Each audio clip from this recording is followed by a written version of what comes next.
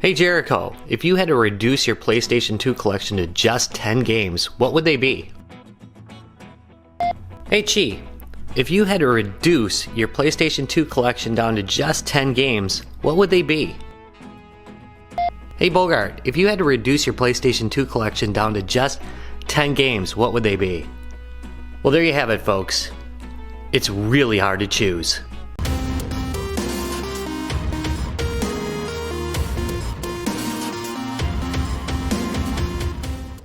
Hey there, real gamers and gatekeepers. Retro Rob here in my not quite completed redesigned gaming room.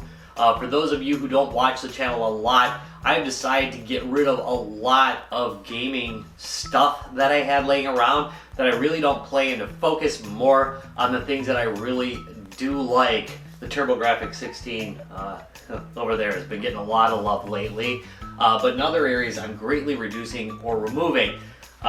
One of those systems is the PS2, which I really don't play a whole lot of. I don't have a lot of history with it. It wasn't one of the game systems I played a whole lot in the day. But it was a little harder than I thought to completely get rid of it, because there were some things I liked to play on it. So I decided what I was going to do is reduce it down to 10 games. And that was rough. And I'm not 100% sure I've made the right decisions on what games those are. But you can tell me what you think about it, and whether or not you could do that. Can you take a system that really just had literally hundreds of great games and reduce it down to 10? I think it's pretty hard. Anyway, I'm going to cut to something I recorded way earlier about this process, and I'm sorry if it doesn't quite match up, but I've re-recorded the beginning, and hopefully it'll work out. Enjoy. For those of you who don't remember, I did get rid of a lot of my PS2 games already. I did have one great purge already, and here is what is left after I pulled the 10 games that I've decided to keep. So these are the leftover games, and these are all going to go up for sale. Thumbs up, comment, and subscribe, or I will go Skynet on your butt. So Rob, you're probably not asking, why the arbitrary amount of 10 games? Well, the reason is 10 games is exactly what I can fit into this case with this game system. Then I will be closing up the game system case and putting it away so it's not on display. And that is why 10. Number 1, Ratchet Clank, the original. Reason why I decided to keep this one is I had started it and really loved the heck out of it. I really loved the heck out of it and just got onto other stuff and never finished it. So I figure I'll finish it someday. It's one of the few games in this collection I don't have the manual on, which is kind of weird considering it's a fairly common game. Anyway, here's the back. I guess it could be called a 3D platformer, but it's more of a 3D ground-based shooter. I don't know how to describe it, but I'll just read their description. It's time to rip the galaxy a new one. With over 36 weapons and gadgets to choose from, it's no wonder Ratchet and Clank have itchy trigger fingers. It's simple. Lots of enemies to shoot, lots of fun enemies and gadgets, and you get to blow crap up. Burn, bomb, blast, or obliterate your enemies. And the game looks beautiful. Still to this day, I think it's a really attractive game and a blast to play. So that's why that one made it. Next we have Ring of Red, which is a strategic mech game, which I hear is really awesome. One of the guys from Guys Games and Beer told me about this game, said I absolutely must have it, and I have not had time to play it yet. So when I have the time, I'm going to play it. I take their recommendations pretty seriously. I found a lot of good games by being on that podcast, so I'm definitely going to give this one a try. I think it looks beautiful. Boy, again, maybe I should be playing these games instead of talking about them. But anyway, lead epic battles and rewrite history. A highly classified prototype mech was stolen from the Allied forces in southern Japan, and it's up to you to get it back. Take control of monstrous mechs and brave soldiers. Immerse yourself in detailed 3D battle sequences with an exciting style of gameplay that mixes in-depth strategy and real-time action as you lead the allies to victory. It does look beautiful. Really nice looking game.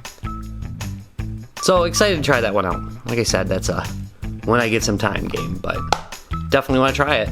Next we have Twisted Metal Black, which is an amazing game. The original Twisted Metal is a game that I have just countless hours on. Just loved the living heck out of it. Used to play it with my brother-in-law constantly. I mean constantly. We were just back and forth all the time playing that game.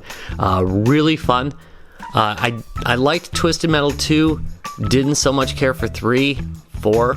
I can't remember if there's any more of them, to be honest. They kind of fell off after 3 for me. But this one really just brought the game back. It looks beautiful, plays well, and I kept this version of it, this sealed version of it, so I can do an unboxing video on it and do some gameplay on it, which I think would be kind of fun. And there we go. They say the mind bends and twists in order to deal with the horrors of life. Sometimes the mind bends so much it snaps in two, and then becomes this game, I guess. I don't know. But look at that. Just a beautiful game. Again, that's one of those things, you know, the PS2 really does hold up graphically today. Next we've got Silphied. And Silphied is a remake of Treasure. It is by Treasure.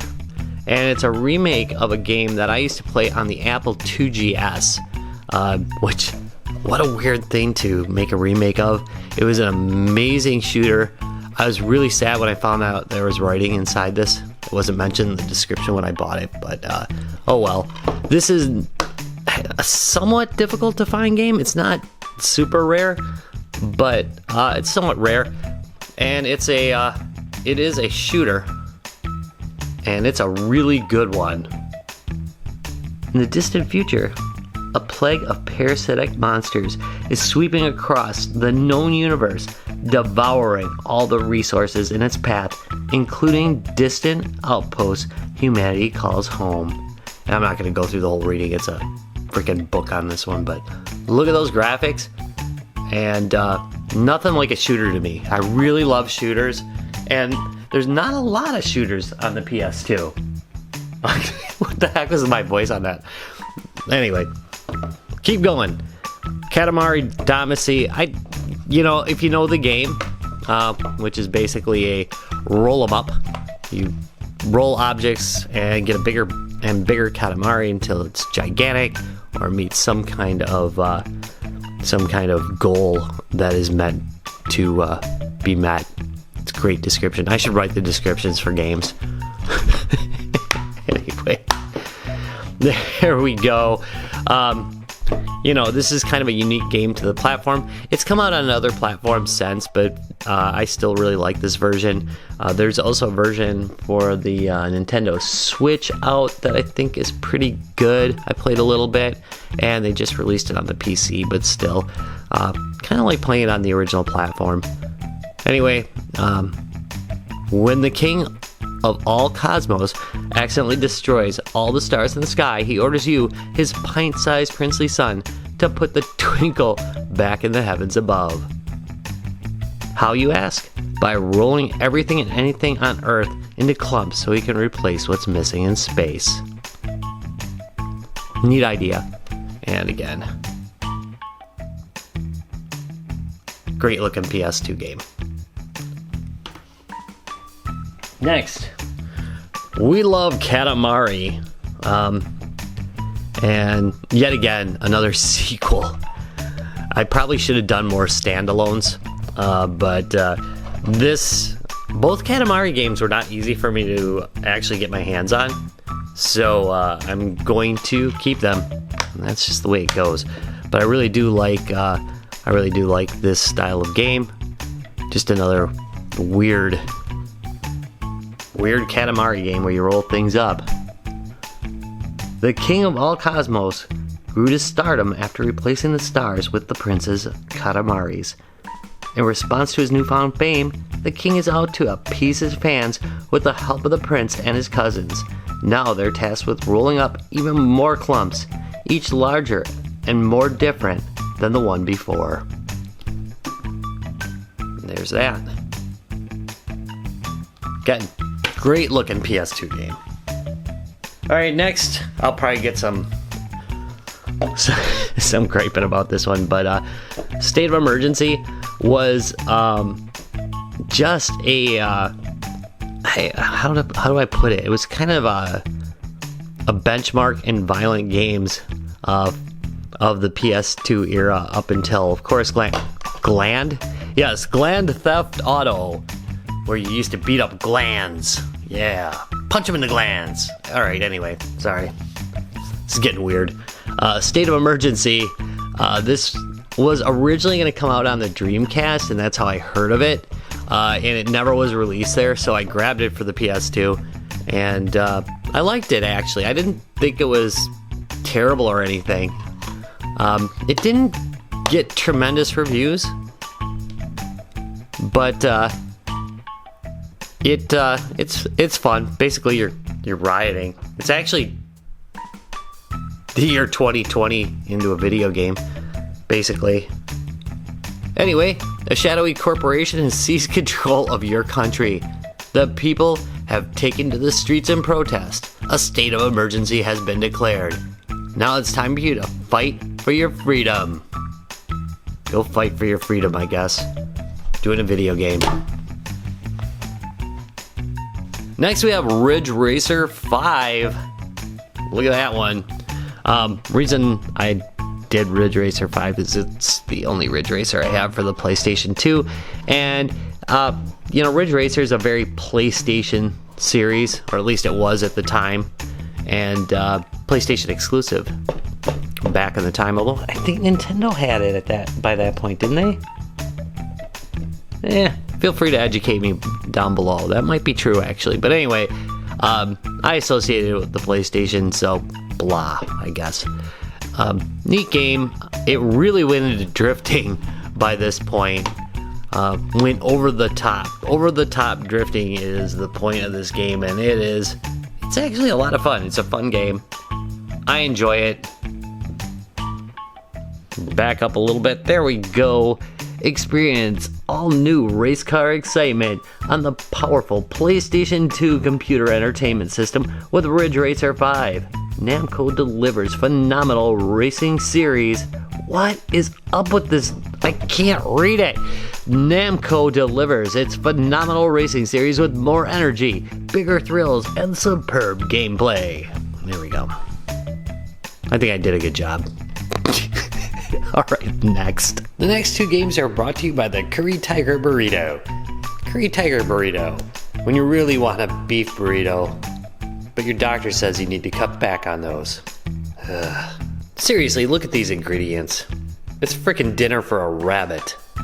Next we have God of War. I've not played a whole lot of God of War. And I think the only time I played it is on the PSP. Yes, that's right. Always nice to think out loud during the video. But anyway, the only one I think I played even a little bit was on the PSP. I did like it. Just didn't have time to get back to it. So this is a, PlayStation exclusive type of game. I had both this one and God of War 2. Wasn't sure which one to keep, so I just kind of rolled the dice and went with the original one. And then maybe if I finish it, I'll go grab the other one. Who knows? You are Kratos, and you will murder the God of War. The epic adventure of conquest, destiny, and revenge. And you get to beat up big monsters, which I think is pretty exciting. It also has bonus features. The making of God of War. God of War trailers, deleted levels, and the Monsters of Myth video. So that's exciting. That'll give me something to do. Rez! That's right, the last game is Rez, and this is a rhythm-based shooter that is freaking excellent.